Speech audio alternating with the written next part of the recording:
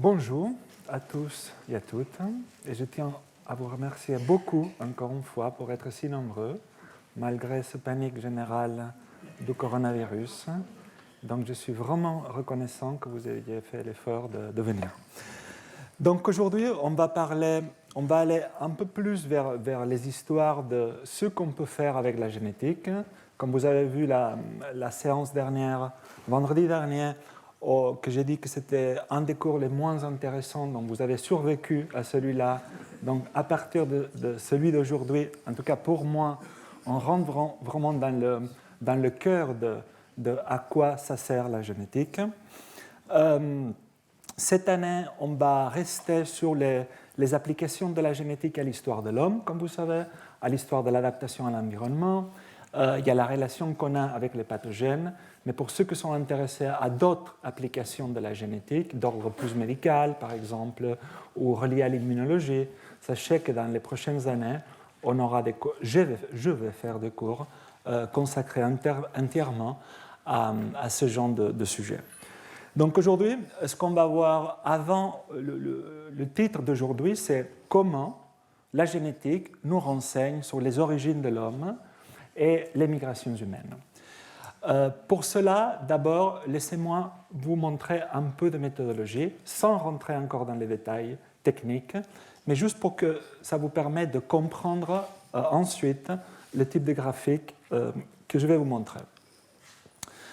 Donc, comment on représente la génétique? Comment on représente les relations génétiques, que ce soit entre individus ou populations? Ce n'est pas nouveau, ça. Déjà, Lamarck et Darwin, pour ceux qui étaient à la conférence inaugurale, on en avait parlé un peu déjà, mais ce qu'on n'avait pas vu, c'est que les deux avaient déjà essayé de faire des brouillons d'arbres génétiques qui relient soit différentes espèces, soit différents groupes d'individus ou d'organismes. Comment on représente les relations génétiques entre, j'insiste, individus, populations ou espèces? On le représente en forme d'arbre. Un arbre n'est pas autre chose qu'une représentation schématique des relations entre individus, populations ou espèces. Les arbres peuvent être racinés, ça veut dire qu'on peut mettre une racine à cet arbre, comme c'est le cas ici. Et cette racine, c'est ce qu'on appelle outgroup, ça vient évidemment de l'anglais, et en français c'est un exogroupe, et c'est comme vous savez quel serait le lien le plus proche à tous ces individus-là. Imaginons que tous ces individus-là soient des humains. Qu'est-ce qu'on utiliserait comme exogroupe? Normalement, on a toujours utilisé le chimpanzé. De plus en plus maintenant, on utilise Néandertal parce que c'est encore plus proche à nous sans être nous. Ça nous permet de voir quelles sont toutes les mutations dans ce qu'on appelle les branches qui nous distinguent de cet individu exogroupe. On parle de nodes quand c'est ce qui va émettre, disons, une bifurcation en deux branches. Et on parle de clade, comme par exemple ici en violet, comme c'est un groupe de branches reliées entre elles. Quand on ne veut pas prendre le risque de mettre une racine à l'arbre, une autre façon de travailler, faire des arbres, ce qu'on appelle des arbres en réseau. Ici, il n'y a pas de racine, ça montre juste les relations qu'il y a entre cet individu et cet individu, que pour passer de lui à lui, il faut passer par ici. Ici, il doit y avoir plusieurs mutations qui distinguent lui de lui. Mais par contre, les arbres en réseau, parfois, n'est pas clair les relations directes entre individus, et c'est ce qu'on appelle des réticulations. C'est-à-dire, pour passer de cet individu ici à cet individu ici, on ne sait pas très bien s'il faut faire comme ça ou s'il faut faire comme ça. Exemple concret. Prenons ici 10 individus, de A à L, et le premier individu, on va le considérer l'individu de référence. Ça, c'est juste un morceau de leur génome, par exemple. Et les autres individus, par exemple l'individu B, les 10 individus B, parce que ça c'est le nombre d'individus, ils ont 3 différences par rapport à la séquence de référence. L'individu sait qu'il y en a 10 aussi. Il y a 3 autres différences qui ne sont pas les mêmes d'ici par rapport à l'individu de référence. Bon. Comment on représente ça? Parce que ça nous aide, in fine, à comprendre les relations entre individus ou populations. Donc, comme je vous disais, on peut le représenter en forme de cladogramme. Ici, par exemple, pour passer de l'individu A à l'individu B, vous savez qu'il y a 3 différences. Donc, vous allez au B, vous le cherchez, il y a ici, donc vous voyez qu'il y a 3 différences. Et ainsi de suite. Ce qui est intéressant des arbres en réseau, ou network, comme souvent sont même en français utilisés, on utilise l'anglicisme souvent, c'est que vous avez aussi une idée, c'est la même chose, pour passer de l'individu A à l'individu B, vous voyez qu'il y a 3 mutations. Et en plus, grande différence par rapport aux arbres en cladogramme, la longueur des branches sont proportionnelles au nombre de mutations. Ici, ce n'est pas le cas. Que ce soit 1, 0 ou 3, c'est le même. Et deuxième chose intéressante des arbres en réseau, c'est que le nombre d'individus par population est aussi représenté. Vous voyez que A, B et C, qu'on a 10 individus, les cercles sont plus grands que les autres petits cercles qui représentent qu'un individu. Donc voilà ce qui sont les arbres génétiques. Deuxième type de façon d'étudier les relations entre populations humaines, c'est juste de calculer les distances génétiques entre populations. Et ça, on l'a un peu évoqué le cours dernier, que c'était les FST, mais j'avais dit rien de plus. Qu'est-ce que c'est une FST? Une FST, c'est un index en statistique qui nous permet de donner un chiffre à une distance entre 2 populations humaines.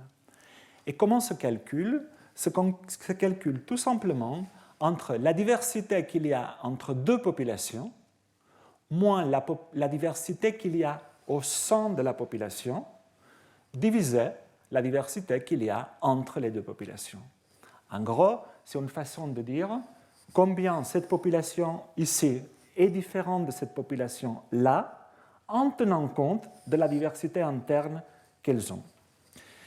Et je vous ai montré que les distances génétiques des populations humaines chez l'homme sont très faibles. On en a beaucoup parlé. Et on a dit que c'est des environ 0,15, en sachant que l'FST peut aller de 0, que ça veut dire que tout le monde est pareil, à 1, que ça veut dire que tout le monde est différent. On avait vu aussi que chez l'homme, les populations humaines montrent très peu de différences génétiques par rapport à la diversité génétique qu'il y a au sein des populations, parce qu'on est, 1, une espèce récente, et 2, il y a eu beaucoup de brassage.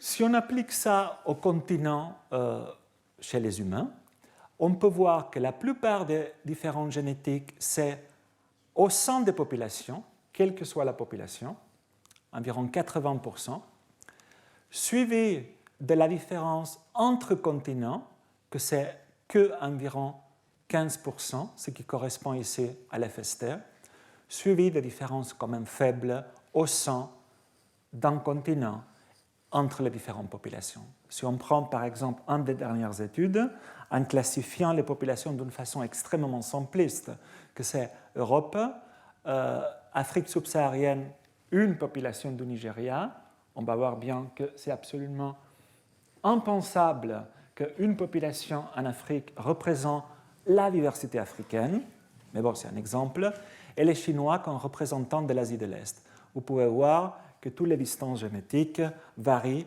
entre 10 et 15-20%. Les plus lointains étant, évidemment, quand on compare l'Afrique subsaharienne aux Chinois, parce que ce sont simplement les 2 populations plus loin les unes des autres. Et on a vu que ceux qui façonnent le plus la diversité génétique de notre espèce, c'est la géographie. Plus loin on est d'Afrique, plus différent on sera. Une autre façon de représenter les relations génétiques entre populations, c'est ce qu'on appelle des ACP ou des PCA quand on utilise le sigle anglais, que c'est des analyses en composantes principales. Qu'est-ce que ça veut dire? Quand vous voulez montrer les relations entre deux populations A et B, c'est très simple. Parce que, par exemple, c'est juste une dimension. Vous voyez qu'il y a 4 différences entre A et B. Il ne faut faire rien d'autre. Comme vous avez 3 populations, vous pouvez le représenter en 2 dimensions. Simple encore. Quand vous avez 4 populations, ça commence à devenir un peu compliqué. Montrer dans un espace les relations qu'il y a entre les populations, parce qu'ici le but est que plus près sont 2 populations, ça veut dire qu'elles sont plus proches génétiquement. Mais quand on travaille en génétique de population, souvent on a beaucoup de populations. Donc beaucoup de comparaisons 2 à 2, ce qui fait vraiment impossible de la représenter en 2 ou 3 dimensions. Et c'est pour ça qu'on utilise ce que s'appelle l'analyse en composants principal, qui pour la faire court, n'est pas autre chose que réduire les n dimensions qui correspondent aux 40 populations qu'on est en train d'étudier, par exemple, en 2 ou 3 dimensions juste. Et comment on fait ça? On décompose la variance expliquée, ça veut dire quoi? La façon comment on peut expliquer les différences génétiques en différents pourcentages, c'est-à-dire, ça veut dire en gros qu'une dimension va expliquer la plupart de la variance entre toutes ces populations. La deuxième, je dois m'approcher parce que j'ai changé de lunettes, mais ça ne va pas non plus celle-ci. La deuxième explique un peu moins, 24%. La troisième dimension que 15%, et ainsi de suite. En pratique, comment on voit ça? On le voit comme ça quand on est en 2 dimensions, que c'est le plus utilisé en génétique de population.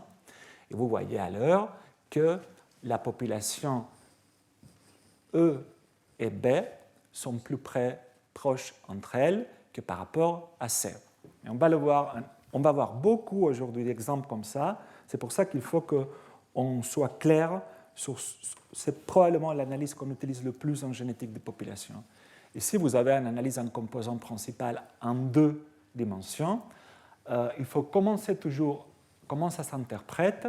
D'abord, vous regardez la composante numéro 1, ou ce qu'on appelle souvent le PC1, que c'est celui-ci.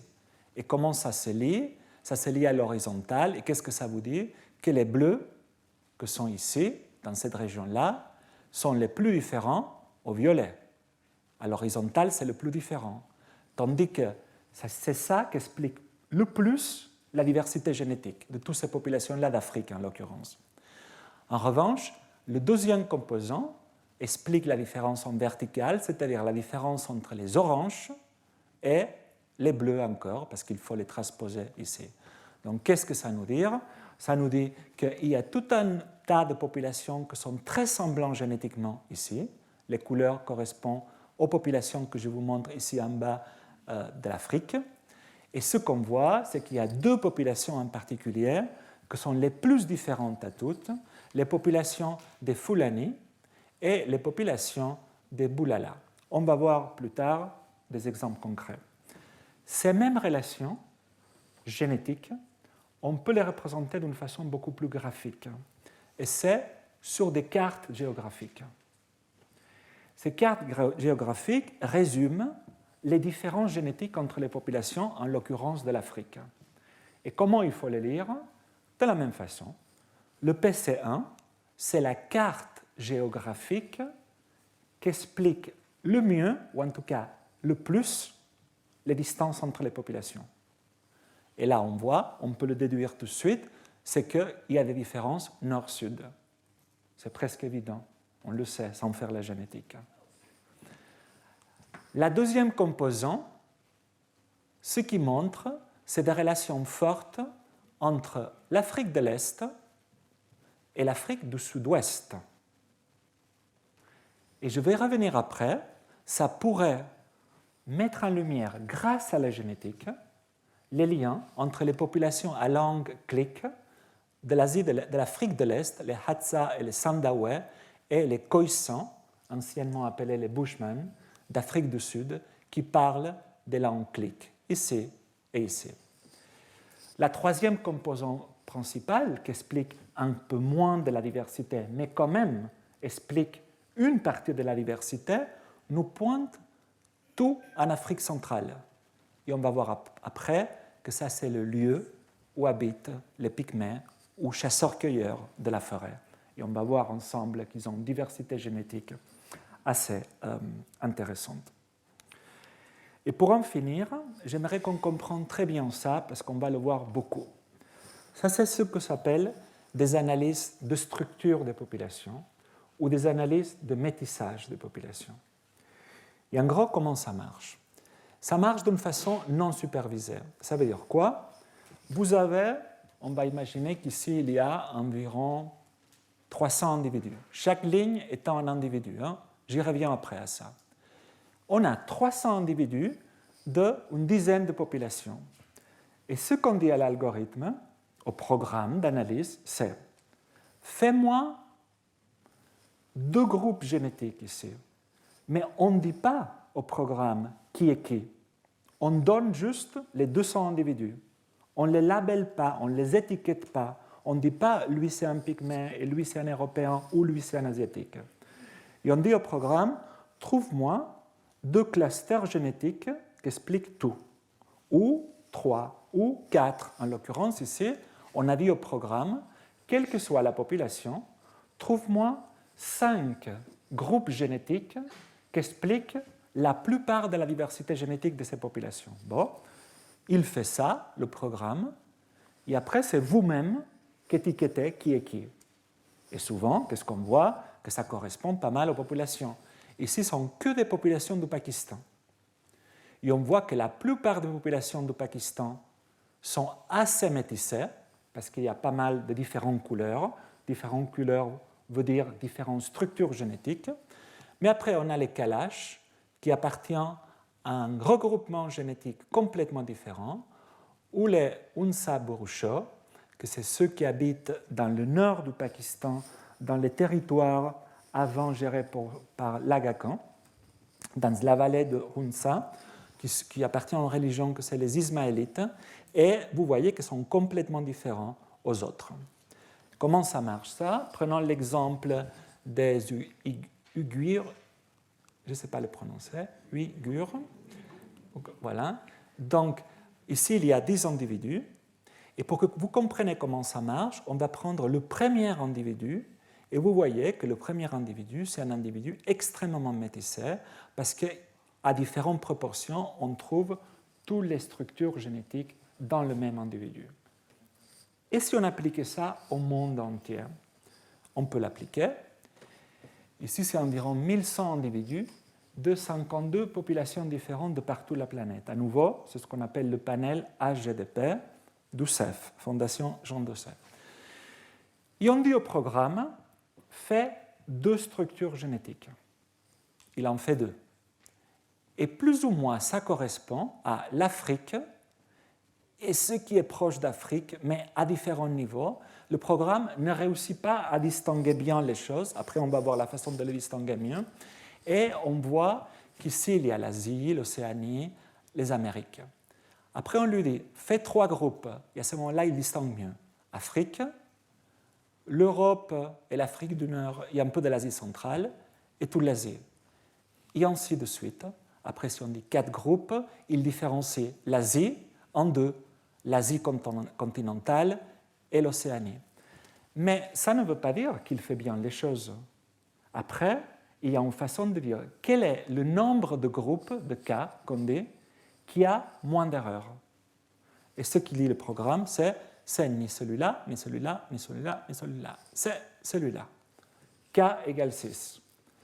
Et là, c'est simplement que vous voyez que ça correspond parfaitement aux grandes populations humaines. En violet, les natifs américains. En bleu foncé, Pacifique. En orange, la plupart des populations de l'Asie de l'Est et l'Asie du Sud-Est. En bleu, mais là on voit qu'il y a beaucoup de métissage, les populations du Pakistan et du Moyen-Orient, que vous voyez qu'elles n'appartiennent pas à une seule couleur, sont un peu entre les deux. Les Européens en vert et les Africains en rouge. Enfin, ce qu'on peut faire aussi, c'est dater la séparation des populations. Ici, c'est un exemple très simple. on a deux populations, la population 1 et la population 2, et on compare les séquences de cette population et de celle-là. Et on va voir qu'ils se diffèrent environ de 10%, ces séquences-là. Et si on sait le taux de mutation, par exemple, on sait que tous les millions d'années, il y a 2% de différence, c'est très facile. On dit, donc ça veut dire que ces deux populations ont commencé à diverger, T, il y a 5 millions d'années. C'est un exemple hyper facile, celui-là. Mais la vie n'est jamais comme ça. Parce que cet exemple a fait beaucoup d'hypothèses. Comme hypothèse, il fait qu'il n'y a pas de migration entre les populations. Faux. Il fait l'hypothèse que les populations n'ont jamais changé en taille. Vous voyez que les branches se tiennent constantes. Ça, c'est le temps, toujours, le passé et le présent. Un arbre beaucoup plus réaliste est celui-là. C'est-à-dire, notre ancêtre à nous tous est là. Cet ancêtre, à un certain moment, il est en Afrique, mais il sort d'Afrique. Il y a une grande réduction de la taille, comme on avait vu la semaine dernière, la sortie de l'Afrique, le premier grand goulot d'étranglement de l'homme.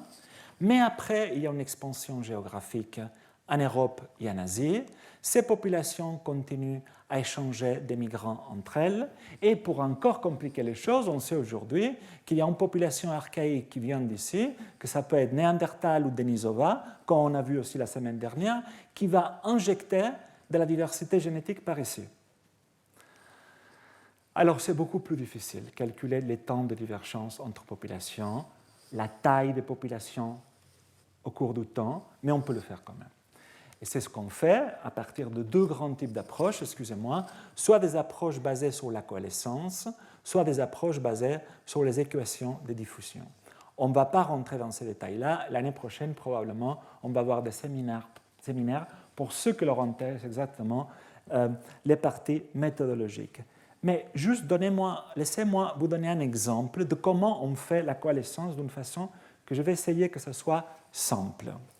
Si on veut caractériser l'histoire des populations humaines, on fait quoi?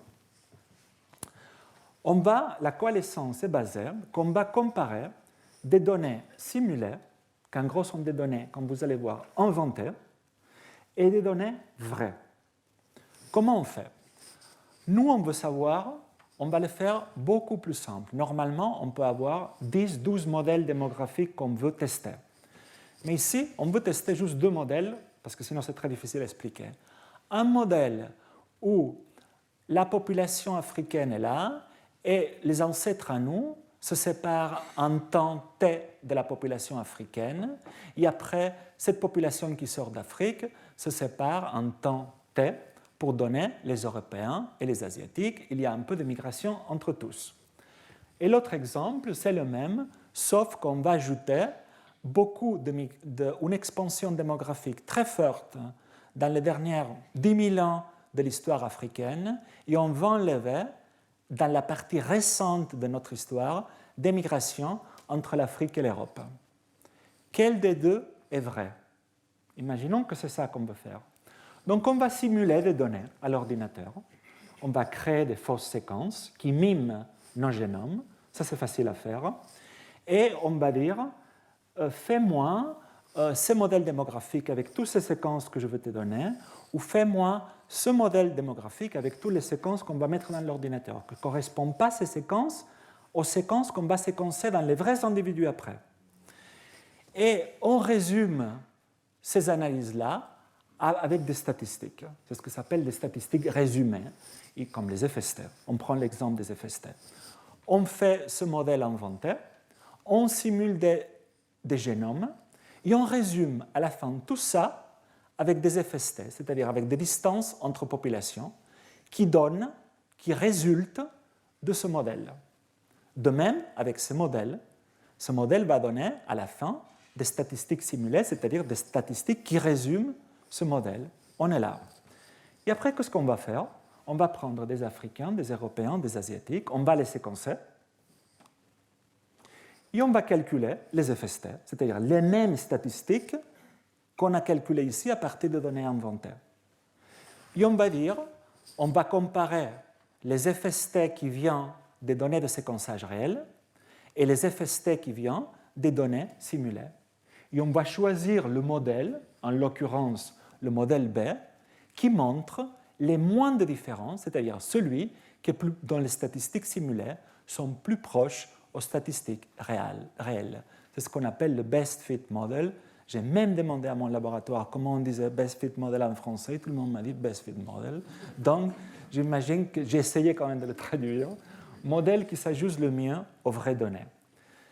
Et comme ça, on peut dire, vous allez voir des exemples, qu'on peut raffiner beaucoup l'histoire démographique de notre espèce. Alors, allons aux origines. Une fois on a vu toute cette méthodologie qu'on va utiliser pour comprendre les origines, migration et histoire démographique de notre espèce, allons à l'histoire de notre espèce.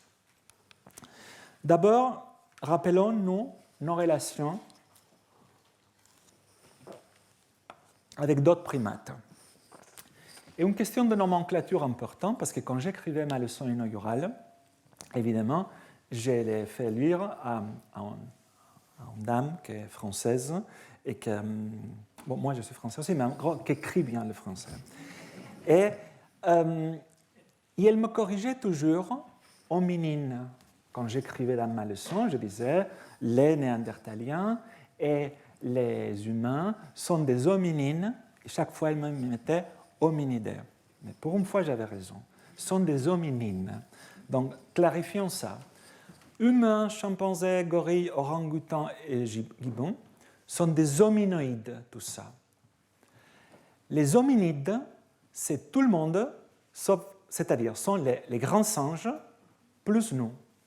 Mais si on parle que de nous, des humains, nous sommes des hominines. La famille des hominines sont les humains, c'est-à-dire le genre Homo, Erectus, habilis, plus les australopithèques. Donc, Lucie et nous, Lucie étant une australopithèque, on est des hominines. Ici, vous pouvez voir le squelette de Lucie et une reconstruction. On a vu aussi rapidement, je ne veux pas vous le rappeler, les temps de séparation de nous et les autres primates, en sachant qu'on s'est séparé des chimpanzés il y a environ 5 millions d'années. Mais regardons les différences de séquences maintenant. Parce que c'est là, il faut commencer par les autres primates, parce que là, on trouve nos origines.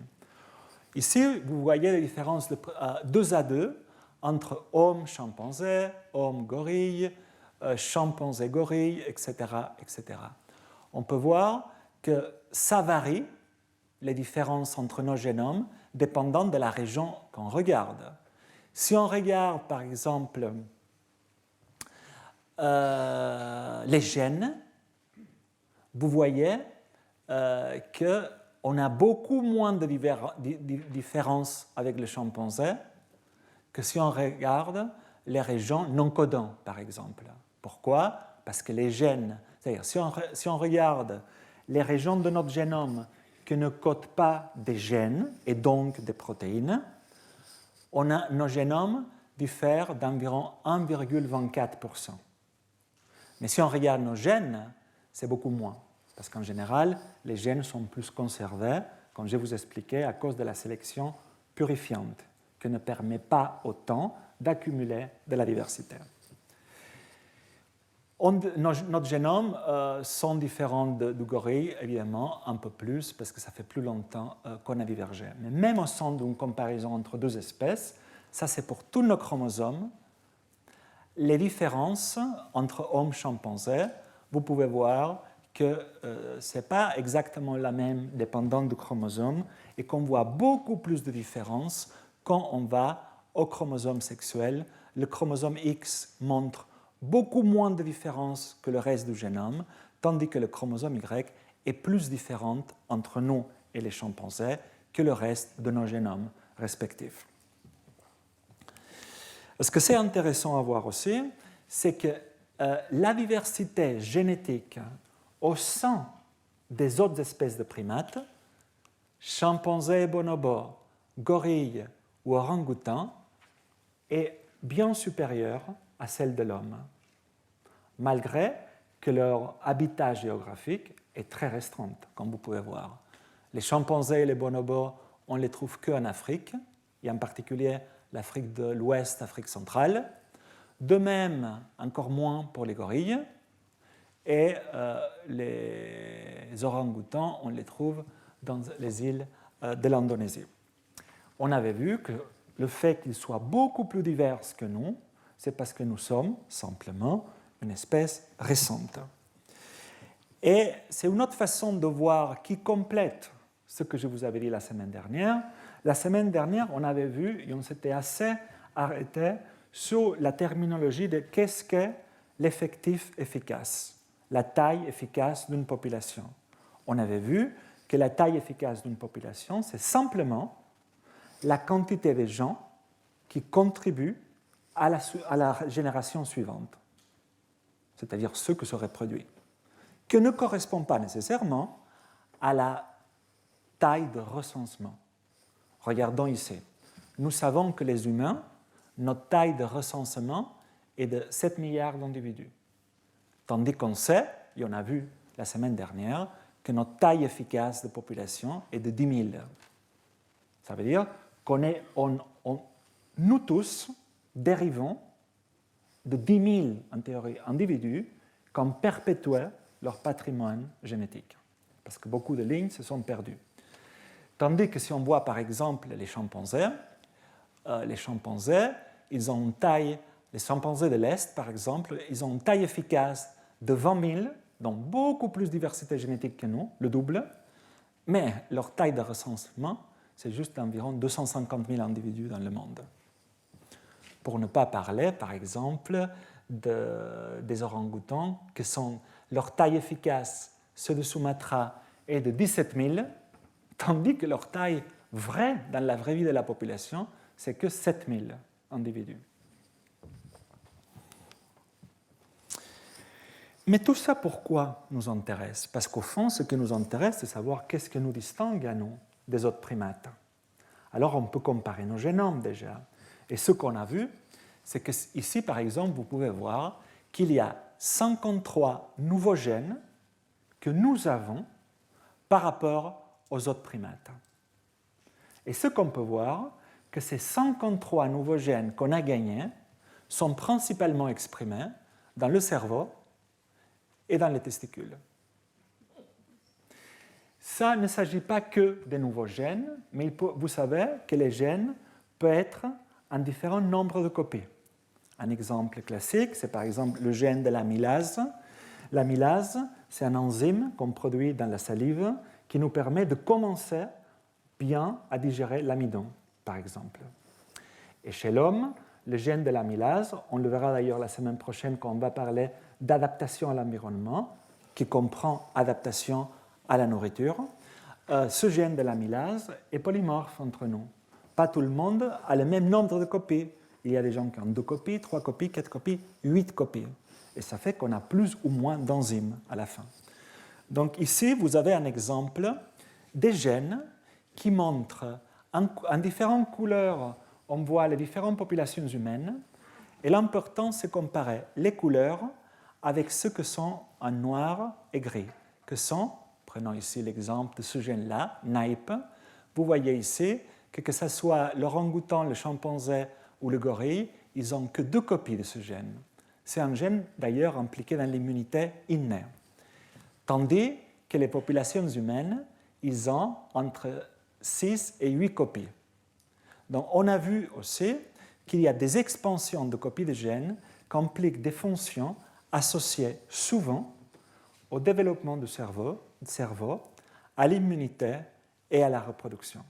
Donc ce seraient ces grandes fonctions qui nous distingueraient le plus des primates les plus proches à nous.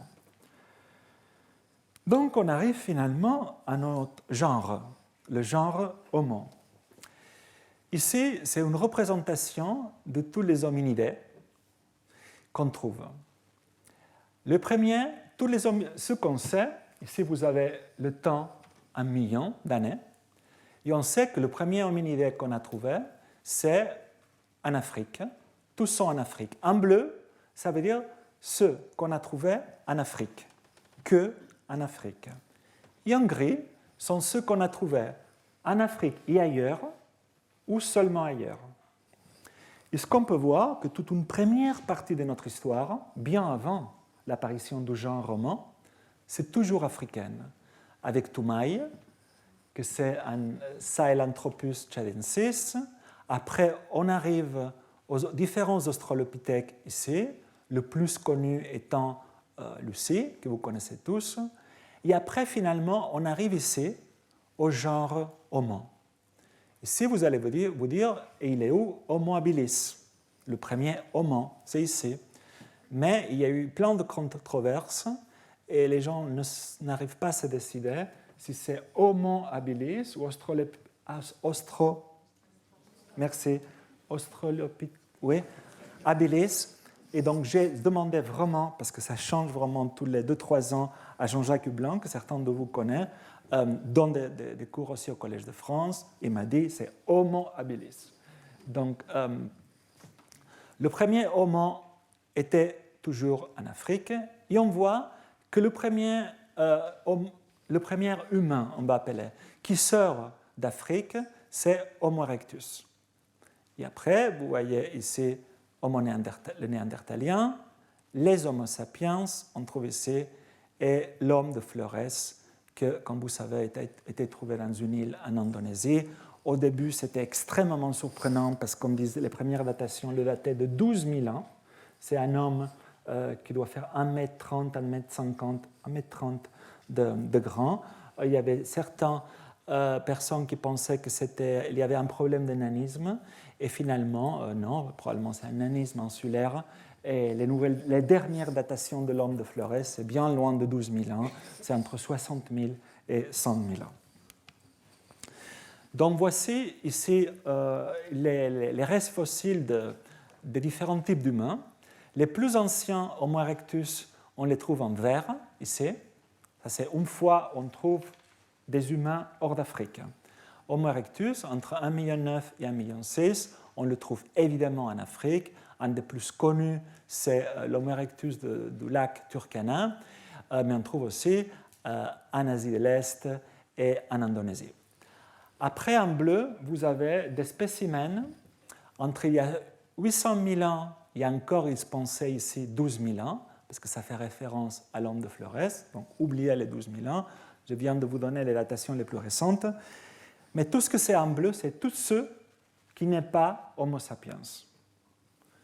Plein de néandertaliens ici en Europe, l'homme de Denisova ici, l'homme de Flores ici. Et en rouge, finalement, vous avez les plus vieux Homo sapiens qu'on a trouvés dans la planète. Un des plus connus, c'est lui, Homo, c'est le plus vieux en tout cas, trouvé en Éthiopie et que leur datation est de 195 000 ans.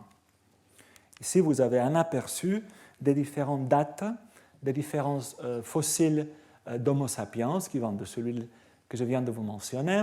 Homo kibish en Éthiopie, 195 000 ans, mais on trouve aussi, et très important, au Moyen-Orient, en Israël, Kavze et Skul, et ça, on va y revenir parce que le fait de trouver au Moyen-Orient des Homo sapiens si vieux a donné lieu à cette hypothèse d'une première sortie d'Afrique très ancienne.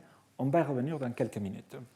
Et aussi, ce que c'est très intéressant à voir, c'est que l'homme moderne, Homo sapiens, l'homme anatomiquement moderne, il y a 40 000 ans, il était déjà en Australie.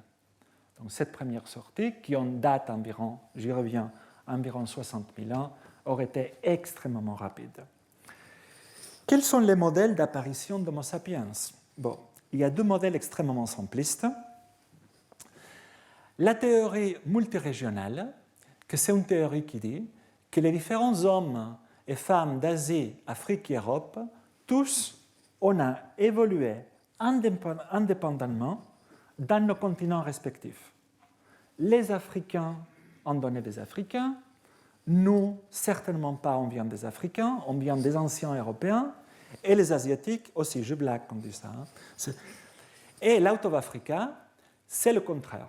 C'est, évidemment, il y a eu des évolutions, mais les actuelles populations d'Asiatiques et Européens provient d'une population africaine qui est sortie récemment de l'Afrique pour remplacer toutes les autres espèces qu'il y avait dans la planète. La réalité n'est pas si simple que ces deux-là, qui ont dominé la littérature dans les dernières 30-40 ans. Donc il y a des modèles, 4 modèles qui expliquent un peu mieux les nuances. Le premier a eu beaucoup de personnes ne l'a pris jamais au sérieux parce que c'était proposé par cette personne-là, Carleton Coon, aux années 60. Et ce qu'il disait, avec des énormes connotations racistes, c'est que chacun de nous, évidemment, c'était comme la théorie multirégionale, mais il disait que même si éventuellement Homo erectus, il y a très très longtemps, venait d'Afrique, ça faisait tellement longtemps qu'on n'avait absolument rien d'africain. Non. Et il insistait beaucoup dans cette théorie en disant, en plus, nous, ceux d'origine européenne, ça fait très longtemps qu'on est Homo sapiens, tandis que les Africains, ça fait très peu de temps qu'ils sont devenus Homo sapiens. Évidemment, cette théorie, je tenais à la mentionner parce qu'elle existait à l'époque, jamais personne ne l'a prise au sérieux, et il y a eu 2 théories qui ont été très longtemps, qui sont très réalistes d'ailleurs les deux. C'était la théorie multirégionale, que c'est en gros la même que lui, mais ce qu'il dit, c'est qu'il y a beaucoup de brassage génétique entre populations. Là, c'était sérieux. Milfold Wolpoff, ce qu'il disait, les Européens, les Asiatiques et les Africains ont évolué chaque population à partir des populations locales de leur continent, mais on s'est beaucoup mélangé après. Après, la théorie du remplacement, connue en anglais souvent, utilisée aussi en français souvent le mot anglais comme l'out of Africa, que c'est qui dit que toutes les populations locales d'Asiatiques, d'Australiens et d'Européens se sont éteintes à un certain moment. En gros, les Homo erectus et leurs dérivés ont disparu, et c'est qu'une population d'Afrique qui sort et remplace tout le monde. Et une petite nuance de ça, c'est le modèle d'assimilation qui dit la même chose. En gros, il dit, nous tous provenons d'Afrique, mais malgré tout, quand les Africains arrivent et remplacent tout le monde, il y a eu certains petits mélanges avec des populations locales. Ceux qui suivent mes cours commenceront à se rendre compte que c'est là, ce modèle-là est le plus réaliste. Et en gros, pour revenir à la blague, parce que c'est une blague ça, il avait même fait un graphique en disant ce qu'on s'attendait d'africanitude. Et on disait que le modèle Candélabre, évidemment, c'était 0% de gènes africains dans nos gènes, tandis que plus vous allez vers le remplacement, plus de gènes africains on a, et dans la réalité serait environ par ici. Et comment la génétique a aidé à trancher entre tous ces modèles? Donc, comme vous savez, jusqu'à il y a 19 ans, on n'avait pas la séquence du génome humain. Et en plus, je vous ai raconté aussi qu'en 2001, ça coûtait 3 milliards de dollars, séquencer le génome. Aujourd'hui, ça coûte 800 €. Et si vous le faites, au lieu de le faire en Europe, vous le faites en Corée du Sud, ça vous coûte 300 €. Mais à l'époque, on n'avait pas les moyens de comprendre la diversité génétique, donc on travaillait, je vous en ai parlé déjà, sur les marqueurs à hérédité monoparentale, c'est-à-dire le premier génome séquencé, on l'a vu, l'ADN mitochondrial, qu'il est dans nos mitochondries, qui est hérité que par les mères, et le chromosome Y, qui est hérité par les pères. Donc aujourd'hui, ça c'est un individu, c'est un homme, je vous le donne, je mets un homme parce que c'est beaucoup plus facile pour représenter le chromosome Y évidemment, mais imaginez que ça c'est une population aussi. Tandis que tous nos autosomes, ce qu'on appelle le génome, sont toujours un mélange de tous nos ancêtres, l'intérêt c'est que si on étudie le chromosome, l'ADN mitochondrial, le cercle ici, de nous tous, on peut retracer exactement nos ancêtres maternels, sans le bruit qui introduit, comme je vous ai montré la semaine dernière, la recombinaison à chaque génération. parce que l'ADN mitochondrial ne recombine pas. Donc, on l'hérite directement sans modification de nos ancêtres maternels, de même que la plupart du chromosome Y. Donc, le premier soutien formel de la part de la génétique de l'origine africaine de nous tous vient en 1987. Donc, ce n'est pas si vieux que ça. Et vient d'un groupe à Stanford, en tout cas, je ne me rappelle plus si c'était Stanford ou Berkeley, en Californie, le groupe d'Alan Wilson, qui montre, ça sont environ 200 individus, un arbre, comme je vous ai montré déjà, que vous pouvez bien interpréter. La longueur des branches, je vous rappelle que c'est proportionnel à la quantité de diversité génétique. Mais ce qu'on peut voir ici, c'est que toutes les populations qui sont là, non africaines, trouvent leurs racines dans les populations africaines. Ça, ils l'ont fait en 1987 à partir d'une toute petite séquence de l'ADN mitochondrial. Ça a été revisité des années après, en 2000, si je me rappelle, oui, en 2000, avec des séquences de tout l'ADN mitochondrial. Le 16 kilobases, on trouve exactement la même chose. Vous pouvez voir ici que les populations d'origine asiatique et européenne et du Pacifique, en gros, toutes les populations non africaines ne sont pas seulement moins diverses génétiquement que les Africains, mais trouvent tous leurs racines dans les populations africaines. Quand on sait le taux de mutation de l'ADN mitochondrial, ça a été calculé que notre ancêtre commun aurait existé, en tout cas à partir des données de l'ADN mitochondrial, et j'y reviendrai de suite à ça, il y a environ 170 000 ans, et que l'ancêtre du groupe qui a sorti de l'Afrique a été daté à environ 50 000 ans. Évidemment, je ne vous montre pas les intervalles de confiance qui sont assez élevés. Ça peut aller de 150 à 250 000 ans, et ici de 40 à 80 000 ans. De 40 000, pas de 40, de 40 000 à 80 000 ans.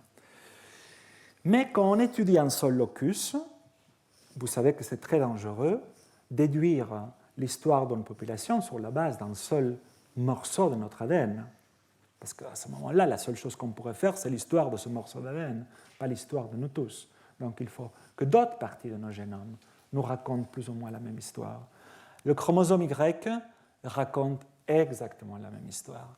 Tous les non-africains trouvent leurs racines dans des populations africaines, et l'ancêtre commun, calculé à partir du chromosome Y, avec un taux de mutation complètement différent, nous donne que notre ancêtre commun aurait vécu en Afrique, évidemment, il y a environ 160 000 à 260 000 ans.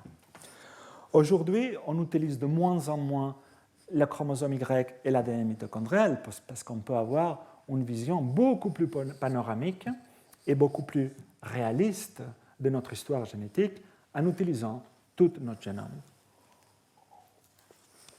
Et comment on fait ça? On fait ça soit avec des puces d'ADN qui nous permettent d'interroger les allèles de 5 millions de SNP. Je vous rappelle que à ce moment-là, vous savez ce que c'est un allèle et un SNP. Un allèle, c'est les deux mêmes versions d'une mutation. Une mutation peut être, je vous le rappelle, C, T. Ça, c'est un SNP, en l'occurrence aussi. Et il y a l'allèle C et l'allèle T. Donc ça, ces genres de machines nous disent, pour environ 200 €, votre état de chacun de vous à 5 millions de SNP. On peut faire encore mieux, on peut séquencer tout le génome, ce qui coûte environ, comme je vous disais, 800 € si on veut le faire bien. À niveau des autosomes, donc en utilisant environ cette étude, environ 600 000 SNP, on a refait l'histoire de l'homme, et en gros c'est une copie exacte de tout ce qu'on trouve avec l'ADN mitochondrial et le chromosome Y, origine africaine de toutes les populations hors d'Afrique. Et ça, c'est à nouveau une analyse de structure que vous savez interpréter, et on trouve plus ou moins la même chose, 6 grands groupes génétiques qui plus ou moins correspondent à différents continents avec des grands niveaux de métissage, et on y reviendra tout à l'heure. On peut encore aller plus loin et séquencer tout le génome. Et ça, c'est une étude qui a été faite sur 300 individus de toutes les différentes populations du monde, et toujours on retombe sur la même chose. C'est la dernière fois que je vais vous montrer ça, mais je voulais juste vous montrer qu'il n'y a aucun doute de les populations africaines sont les plus diverses. Vous pouvez le voir ici aussi, un nombre de SNP, par exemple, 10 millions versus 7 millions en Europe et environ 6 millions en Asie de l'Est. Et ici, une autre mesure de diversité, vous voyez la même chose. Donc le consensus très clair aujourd'hui, c'est que l'homme s'est originé en Afrique et une partie de cette diversité, une partie de ces couleurs-là, sort d'Afrique, des jaunes et des bleus, et s'installe hors de l'Afrique. On peut faire aussi des analyses, des modèles démographiques beaucoup plus précis, et on va voir le modèle qui explique le mieux dans ce cours l'histoire démographique de l'homme. Mais une question qu'on s'est posée depuis très longtemps, c'est on sait que l'homme est sorti de l'Afrique, mais comment, par où et quand? Les généticiens, et sur la base les généticiens et les archéologues, n'étaient pas très clairs sur combien de sorties. Mais en gros, il y avait deux sorties postulées. Une sortie via le nord, par le Sinaï, sur la base de ces premiers hommes modernes en Israël qui datent de 90-110 000 ans. Mais après, il n'y a rien dans le répertoire fossile. En Eurasie, il n'y a plus rien. Jusqu'à il y a environ 60 000 ans. Ce qui a donné lieu, il y a la vraie sortie d'Afrique. La sortie d'Afrique qui a eu du succès, c'est une sortie qui aurait commencé il y a 60 000 ans. Et ça avait été postulé que ça c'était une sortie par l'Afrique de l'Est, une sortie côtière. Mais maintenant on sait, et ça complique les choses, que tous les Eurasiens, on a 2-3% de notre génome qui provient de Néandertal. Alors qu'est-ce que s'est passé?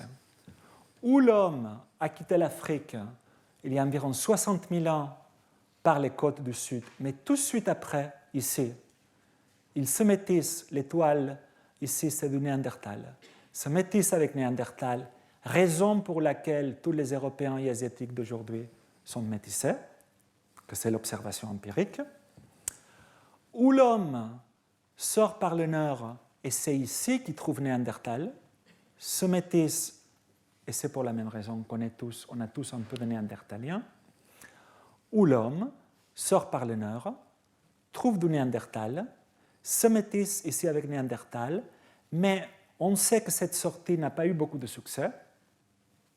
Donc, l'homme revient en Afrique, mais déjà un peu métissé, avec des Néandertals, et après il sort par l'Afrique du Sud.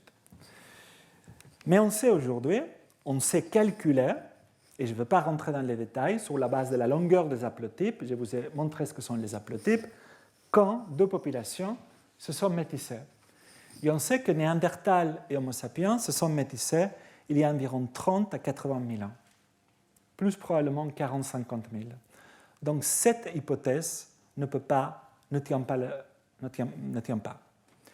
Donc on a continué à s'intéresser à ça parce qu'il y a tout ce bruit de notre relation et nos métissages avec d'autres formes archaïques, dites archaïques en tout cas. On sait, on a des évidences plus en plus importantes que les Africains aussi, eux, se sont métissés avec une forme archaïque qu'on n'a pas encore trouvée d'un point de vue de l'archéologie ou la paléanthropologie. On sait que nous sommes mélangés, nous. Ceux d'origine européenne se sont mélangés avec les Néandertaliens et qu'ici, il y a eu du métissage, surtout beaucoup ici, avec l'homme de Denisova. Dans les données génétiques, d'ailleurs, un de mes premiers travaux, qui date d'exactement il y a 20 ans, c'était un travail qui soutenait, d'un point de vue génétique, que cette sortie par le nord n'a pas eu de succès, que c'était plutôt une expansion de ce qu'on appelait la faune africaine. L'homme qui a dit que ça, ce n'est pas l'Afrique, c'est les géographes qui disent que ça s'appelle l'Afrique et que ça s'arrête ici. Mais les hommes ne comprenaient rien de la géographie. Pour eux, c'est la même chose. Donc, encore, ça peut être l'Afrique aussi. Mais qui n'a pas eu de succès et que les vraies migrations qui ont eu de succès après seraient commencées en Afrique de l'Est. Il y aurait sorti il y a 60 000 ans pour très vite coloniser l'Asie du Sud et le Pacifique.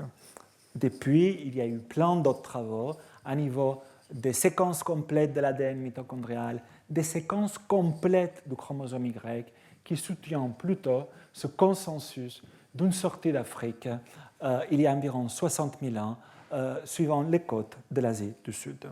Donc si on remet ça dans le contexte de ce qu'on a vu avant,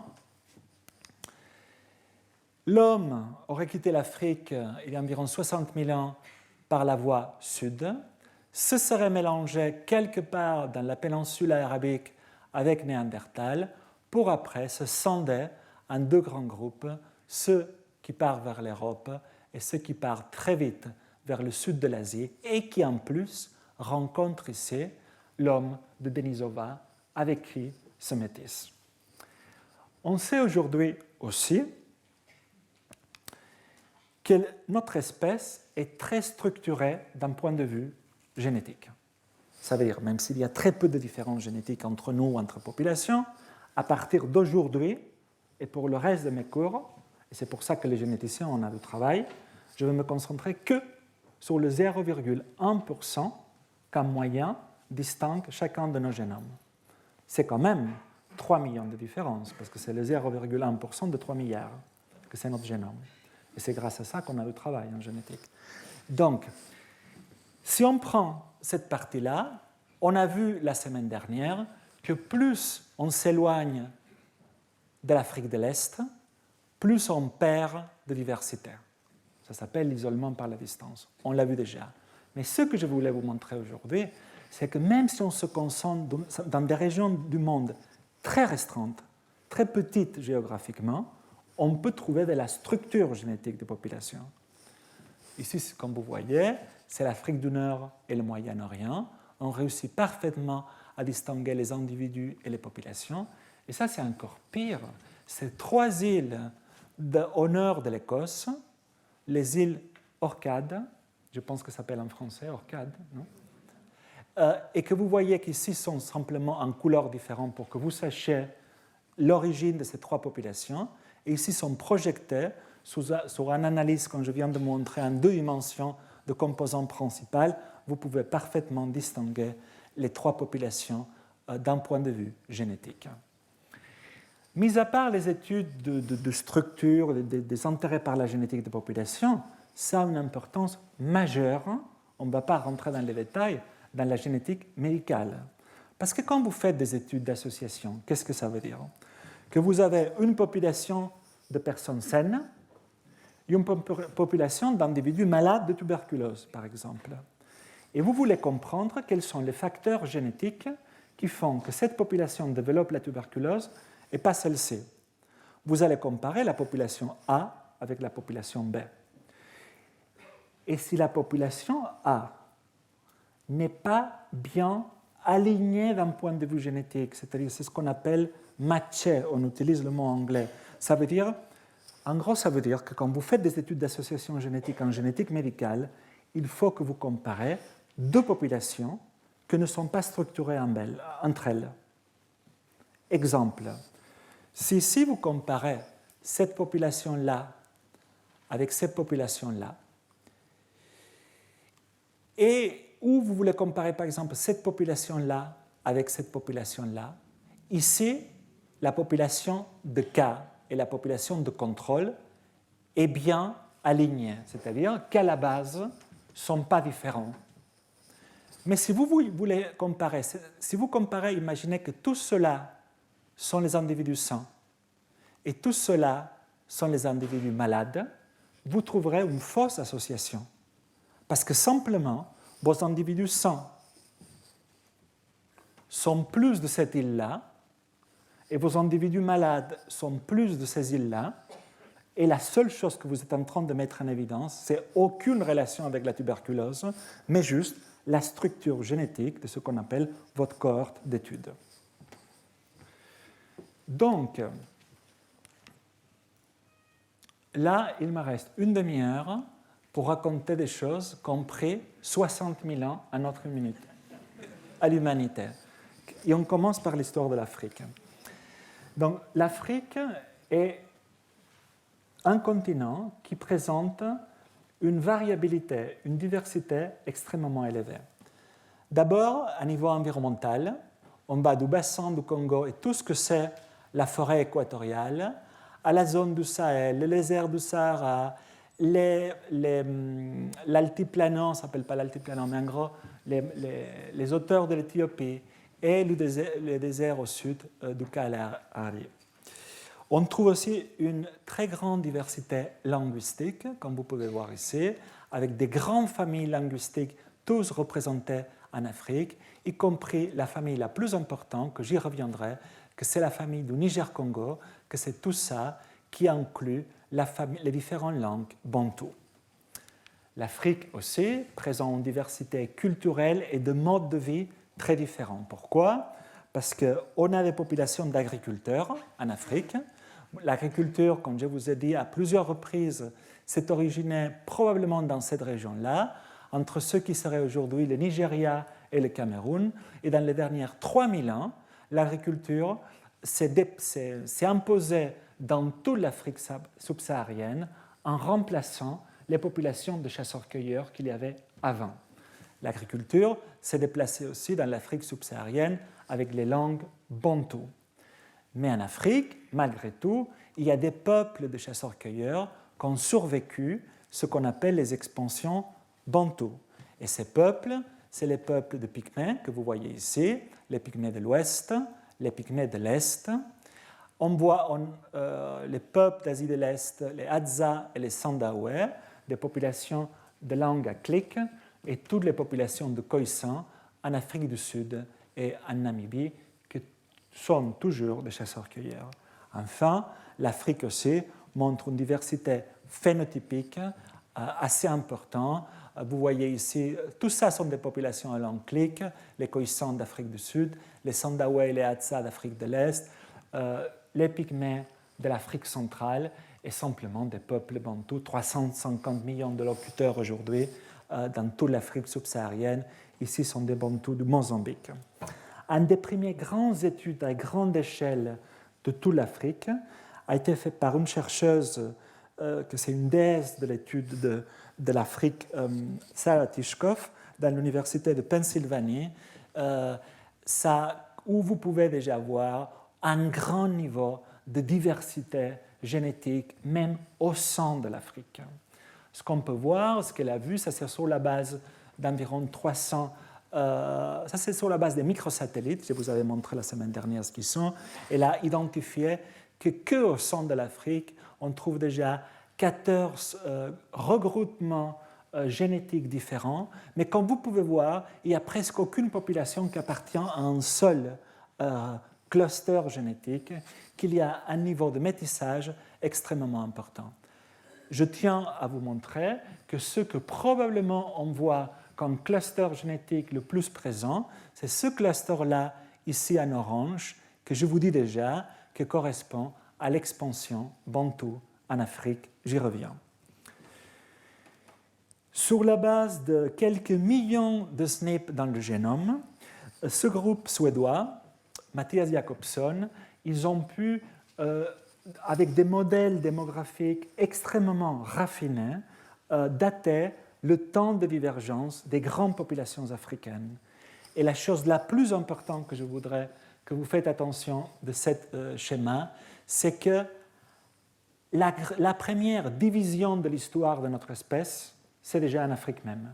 Et c'est entre les Khoisan et ce qui a donné lieu au reste des populations africaines ici. Et c'est déjà il y a plus de 200 000 ans.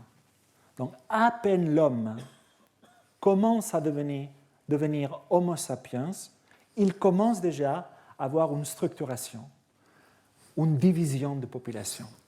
La suivante implique les Pygmées, que vous voyez ici, par rapport aux autres populations africaines. Il y a environ 180 000 ans. Les dernières études, qui datent de l'année dernière, c'est toujours Sarah Tishkov, sont des séquences complètes, tout le génome de toutes ces populations-là africaines, que vous pouvez voir ici.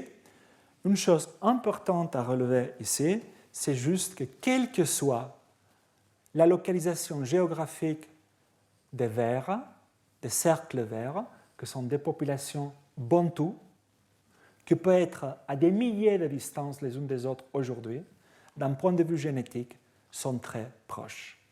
Ce qui montre et ce qui soutient que les expansions bantoues qui ont imposé l'agriculture dans tout le continent ont été des vraies migrations d'individus qui sont commencées il y a 3000 ans et non pas d'une acculturation des populations de chasseurs-cueilleurs, comme beaucoup de chercheurs prétendaient. Donc il y a eu un vrai, ce qu'on appelle un mouvement démique, un mouvement des populations.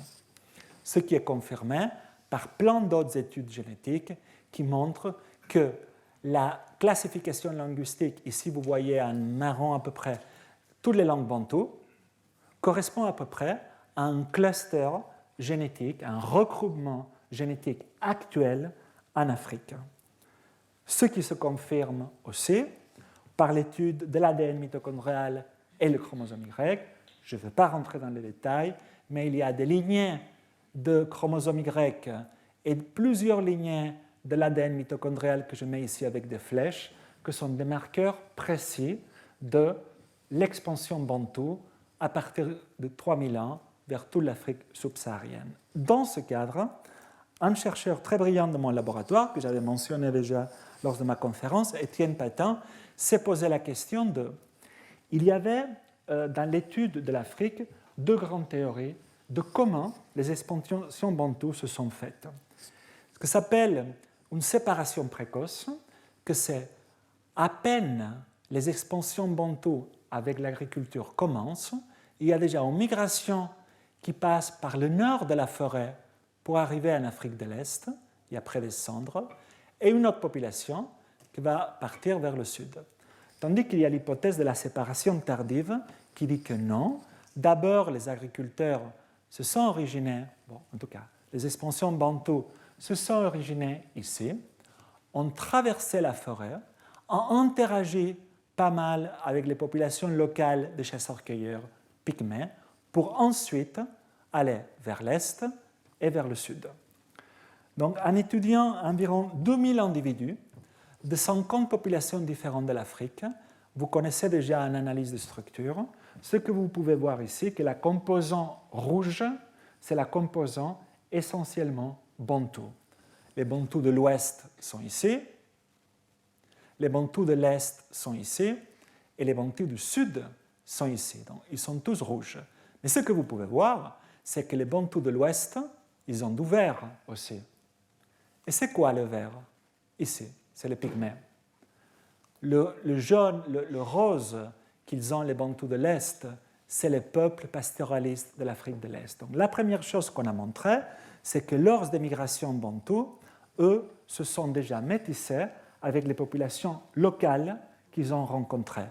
Et ensuite, avec des analyses assez compliquées que je ne vais pas vous montrer aujourd'hui, ce que Étienne a pu montrer, il a soutenu le modèle d'une séparation tardive, c'est-à-dire que d'abord les Bantous traversent la forêt équatoriale pour après se diriger vers l'Afrique de l'Est et l'Afrique du Sud.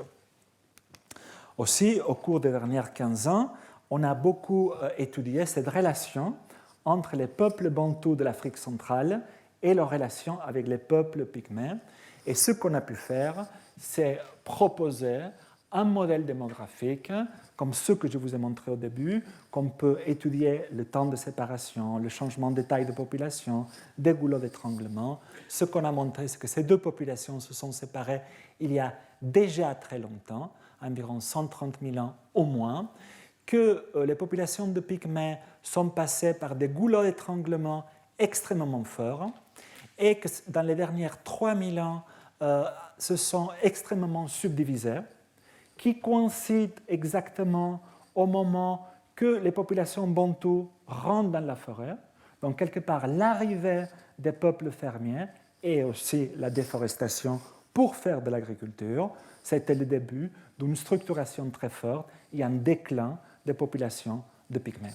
Tandis que les populations d'agriculteurs, dans les dernières 3-4 000 ans, et tout au long de son histoire, ont été sous forte expansion démographique. Donc, résumé de l'histoire africaine, que j'espère dans les prochaines années, on pourra y dédier des cours entiers, parce que j'ai fait un survol extrêmement simpliste, c'est que la plus grande diversité culturelle, linguistique et génétique de la planète est en Afrique, que la diversité génétique en Afrique est plutôt reliée à la géographie, mais aussi aux classifications linguistiques, l'expansion bantoue, qu'il y a une empreinte génétique forte des expansions bantoues, donc qu'il y a eu des migrations et non pas d'acculturation, et enfin qu'il y a un haut niveau de métissage entre les populations de fermiers et les populations locales, pour la plupart chasseurs-cueilleurs, qu'ils ont rencontrés. Le peuplement de l'Europe, ici, ça va être en 5 minutes 50 000 années d'histoire. De quoi, quand on commence ici? Mais je vous promets que dans les prochaines années, on fera des cours entiers, un par continent, parce que c'est vraiment injuste y dédier juste quelques minutes. L'Europe a été colonisée pendant le Paléolithique, première grande vague de migration, il y a 40-50 000 ans. Après, il y a eu la grande glaciation, et la deuxième vague de migration, c'est juste après l'époque glaciale, il y a 18 000 ans, qu'il y avait plusieurs refuges des populations paléolithiques. Il faisait très froid en Europe. Il y a eu 3 grands refuges. Un au sud de la France, parce que la flèche n'est pas bien mise ici. C'est dans toute cette région-là, la région que c'est le sud-ouest de la France et ce que serait plus ou moins la région basque ici. Un autre refuge, c'est en Italie. Et un autre refuge, c'est dans les Balkans. Et après, il y a eu des expansions de ces populations vers le nord. Et après, l'agriculture arrive. Pendant le néolithique, il y a environ 10 000 ans, à partir du Moyen-Orient. Et c'est là qu'aux années 90, fin des années 80, quand j'ai commencé à travailler en recherche, dans la communauté de génétique de population, il y avait un débat extrêmement houleux entre la diversité génétique des Européens est plutôt paléolithique, ou la diversité génétique européenne est plutôt néolithique. Ça se joue à 60-40, donc c'est quoi qui vaut mieux? Je ne sais pas. Et aussi, souvent on entendait dire, et les Basques d'ailleurs représentent un relique de les populations paléolithiques, parce qu'ils ne parlent pas des langues indo-européennes, que seraient les langues qui auraient été amenées par les fermiers du Moyen-Orient. On va voir un peu maintenant ces dernières 20 ans de recherche. Je vous rappelle la différence entre une acculturation, mais j'imagine que vous la savez, et un vrai mouvement de population. Quand les F, c'est pour fermiers, et HG pour chasseurs-cueilleurs. S'il y a un mouvement relié à l'agriculture, ça peut être fait par acculturation, c'est-à-dire il y a les fermiers du Moyen-Orient qui augmentent en taille de population, il apprend à un groupe de chasseurs-cueilleurs à faire de l'agriculture, et ainsi de suite. Donc il n'y a pas un métissage, il n'y a pas un vrai échange génétique, il y a juste un échange culturel. Tandis que dans l'hypothèse qu'on appelle démique, c'est un groupe de fermiers devient plus important en taille, et quand devient plus important en taille, bouge et se mélange avec un groupe de chasseurs-cueilleurs qui donc devient bleu, et ainsi de suite. Donc, dans ces cas-là, comme vous pouvez voir, il y a un vrai échange génétique. Et comment ça s'est passé en Europe alors, l'arrivée de l'agriculture? Les analyses et les données archéologiques montrent qu'il y a eu, ça c'est sur la base des restes fossiles du blé, de céréales. Vous voyez que les restes plus anciens, 11-12 000 ans, sont en Anatolie et au croissant fertile. Et dès qu'on bouge vers l'Europe de l'Ouest, chaque fois, les restes sont plus jeunes. ce qui montre que ce soit par acculturation ou par mouvement de population, l'agriculture est arrivée en Europe d'une façon graduelle. Il est arrivé ici environ il y a 7000 ans, et aux îles britanniques et en Scandinavie, il y a environ 6000 ans.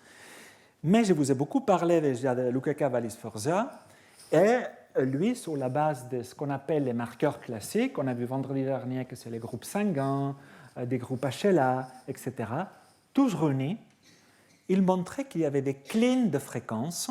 Je vous ai montré déjà aujourd'hui, au début, qu'on peut résumer les analyses en composants principales en clean de fréquence. Ça veut dire quoi? Ce sont des mutations dont leur fréquence décroît proportionnellement sur une carte géographique. Donc ça avait été interprété tout de suite comme, voilà, ça c'est la preuve formelle qu'il y a eu un vrai mouvement de population. C'est vrai, mais personne n'a réussi à dater quand. Ça pourrait être exactement la rentrée en Europe par l'homme paléolithique, pas nécessairement l'arrivée des fermiers du Moyen-Orient. Donc, les années passent, on pouvait faire des choses plus détaillées, évidemment chromosome Y et ADN mitochondrial. L'ADN mitochondrial n'a pas de gradient particulier en Europe. Pendant longtemps, on a dit que les lignées H et U, c'était les plus dominants, ce qui est vrai. Mais surtout, on disait que la lignée H était d'origine paléolithique, entre autres parce qu'on la trouve à les plus hautes fréquences en Europe de l'Ouest, chez les Basques en particulier. Aujourd'hui, on parle plutôt d'origine néolithique. Et le chromosome Y, on voit qu'effectivement, il y a des forts gradients de fréquence. Vous pouvez le voir ici avec les couleurs. Ce qui soutient le mouvement des populations, mais la chronologie n'est pas claire toujours. Ce qu'on sait en revanche, c'est qu'ici c'est une étude sur environ 800 000 SNP dans le génome d'environ 3000 Européens. Et ici, c'est à nouveau non supervisé, c'est-à-dire c'est une analyse en composants principal. Vous voyez le PC1 et le PC2, et vous voyez que les distances, chaque sigle, c'est un individu, et vous voyez tout de suite à quoi ça ressemble. C'est-à-dire la génétique ressemble presque à la carte géographique de l'Europe. Ce qu'en Europe soutient parfaitement le principe de l'isolement par la distance. Plus deux individus sont proches géographiquement, plus seront proches génétiquement. Évidemment, il y a des exceptions. Il y a un Grec ici au sud de l'Atelier, quelques Italiens qui vont plutôt vers la Tunisie. Ça montre les migrations plus récentes, simplement. Ici aussi une preuve formelle de la corrélation très bonne entre distance génétique et distance géographique. Structure qu'on peut trouver même à très petite échelle. Ça, c'est un papier de quelques milliers de Britanniques, publié en Nature il y a 3-4 ans.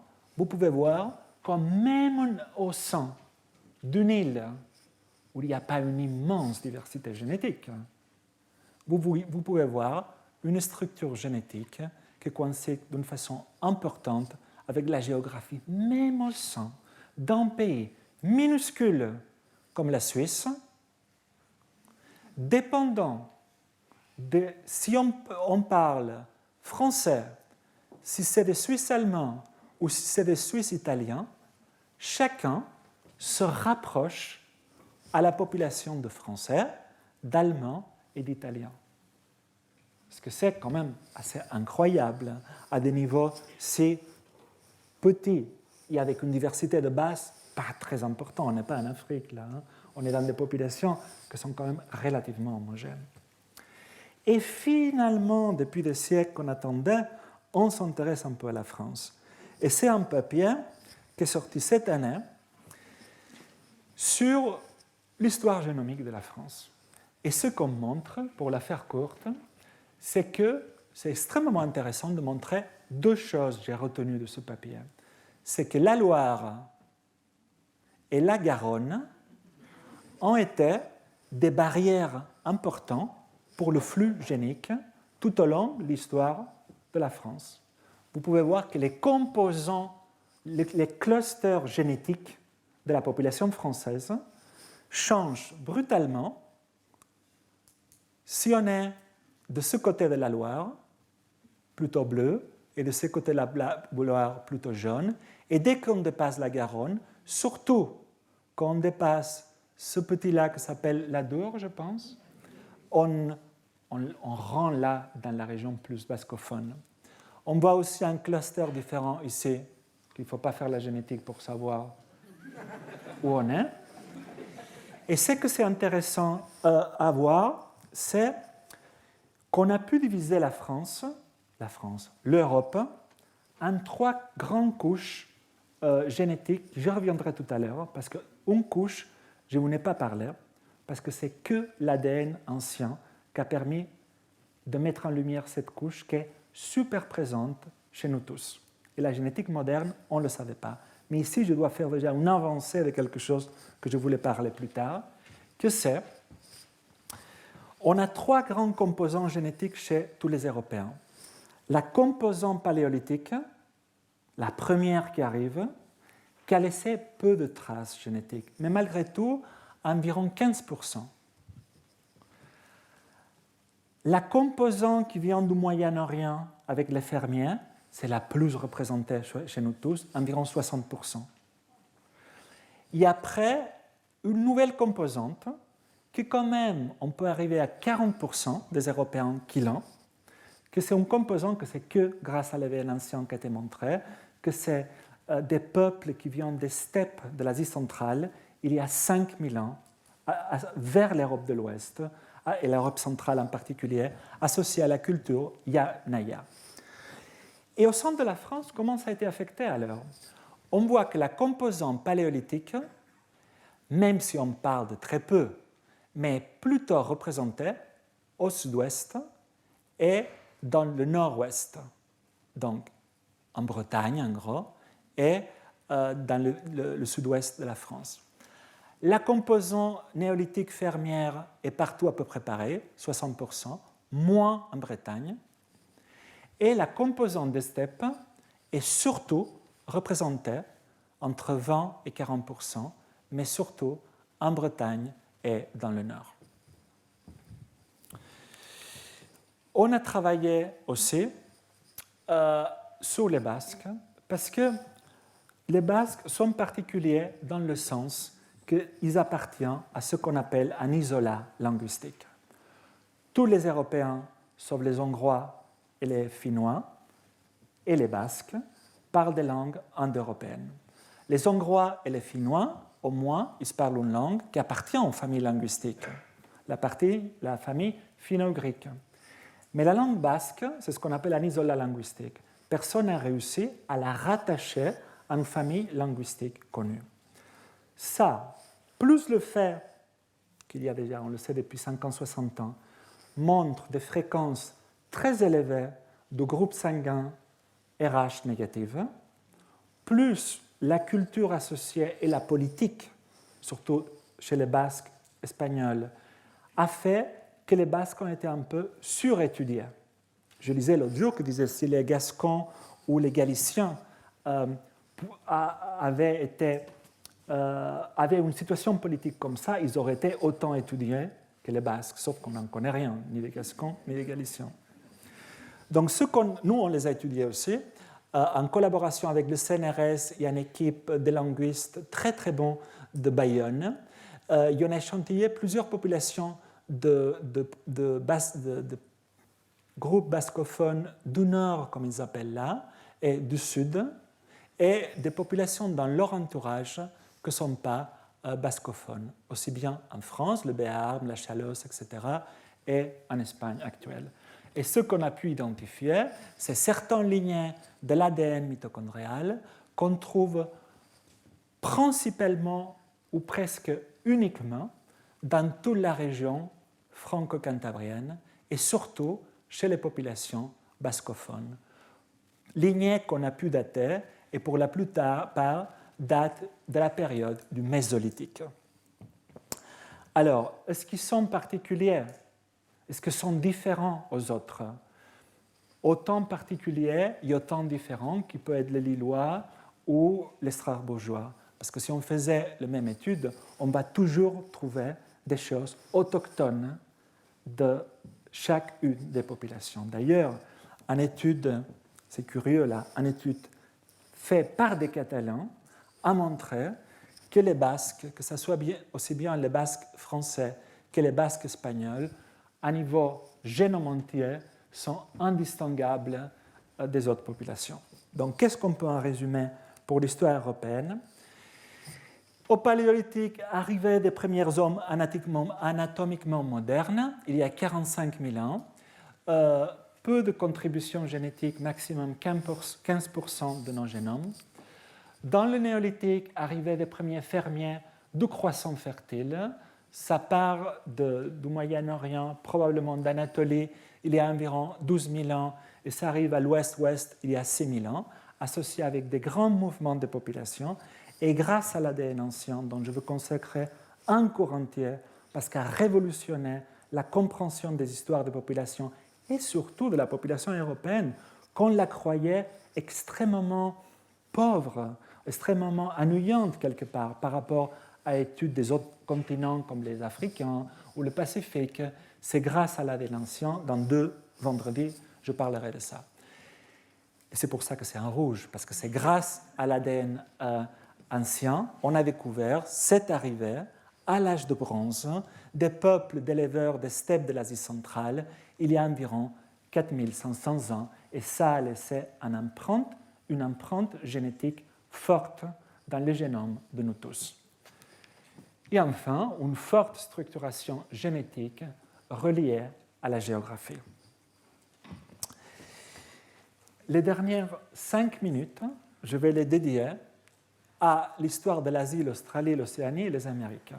Donc vous allez comprendre que ça va être très simple, que ça méritera des cours entiers, parce qu'il y a des entiers départements au monde qui travaillent même sur une seule de ces régions. Mais juste pour la faire courte et pour vous illustrer un peu de quoi il s'agit, l'Asie, on sait qu'elle a été colonisée en 2 grandes vagues qui correspondent à une première vague il y a plus de 60 000 ans, que c'est la fameuse vague sud. N'oubliez pas qu'on trouve des restes en Australie extrêmement anciens d'Homo sapiens d'il y a 40 000 ans déjà, et une deuxième vague qui serait beaucoup plus récente. Il y a plein d'études. L'Asie, je dois dire que l'Asie continentale, pas l'Asie du Sud-Est et le Pacifique, mais l'Asie continentale, surtout l'Asie du centre et l'Asie du Nord et l'Asie de l'Est, ont été très peu étudiées d'un point de vue génétique. Donc on connaît relativement les modèles démographiques. Oui, on connaît des choses comme ça, qu'ici on peut voir les Européens pour avoir une comparaison. Ici vous avez Japonais et Coréens, ici les Thaïlandais, ici les populations des Indiens de l'Inde, des populations de chasseurs-cueilleurs de Philippines, qui s'appellent les Négritos, et qui sont aussi petits, comme les Pygmées de l'Afrique. Mais on connaît juste 3-4 papiers extrêmement descriptifs où il n'y a pas de vraies études de démographie. On part en Australie, sachez que jusqu'à il y a que 11-12 000 ans, l'Australie était rattachée à la Nouvelle-Guinée et à la Tasmanie, dans un continent qui s'appelait Saül. Et on sait aussi que toute cette région-là était de la terre aussi Sunda. Il n'y a que 11 000 ans. Donc, qu'est-ce qu'on sait de cette région? Aussi, on a étudié, pour vous montrer aussi le Pacifique. Et qu'est-ce qu'on sait? Que l'Australie a été très vite colonisée, mais à peine l'Australie est colonisée, il y a environ 40-50 000 ans, il y a déjà une structuration très forte que même si c'était le même continent, la sépare de la Papouasie-Nouvelle-Guinée et toutes les îles ici. Vous pouvez voir ici que les aborigènes australiens, aujourd'hui, ils ont un grand niveau de métissage avec les Européens. On peut étudier, vous pouvez voir que dans une région avec plein d'îles, comme c'est le Pacifique, il y a plein de structurations génétiques. Ici, vous avez l'archipel du Bismarck, les Solomon, la Polynésie, etc. Et en l'occurrence, ici, il y a eu un vrai modèle démographique qui a vraiment estimé, et j'en finirai là, que Europe, Asie, qu'il y a environ 50 000 ans, se séparent déjà ces populations-là de l'Asie et passent par un goulot d'étranglement extrêmement fort. Il y a environ 37 000 ans, avec des intervalles de confiance pour une fois qui sont assez décents, entre 25 et 40 000 ans, très vite, il y a déjà la séparation entre la Papouasie-Nouvelle-Guinée et l'Australie. Donc, ce qu'on sait aujourd'hui, c'est que le Pacifique aurait été peuplé en plusieurs vagues, 3 grandes vagues. Et pour finir, je suis désolé, je vais finir avec cette diapositive, que c'est le peuplement de l'Amérique. On sait que l'arrivée de l'homme dans les Amériques date d'environ 20 000 ans. Il vient d'Asie par le détroit de Bering. Que le pool génique des natifs américains est apparu probablement en Sibérie il y a environ 23 000 ans. Ce sont les ancêtres de ceux qui deviendront les natifs américains.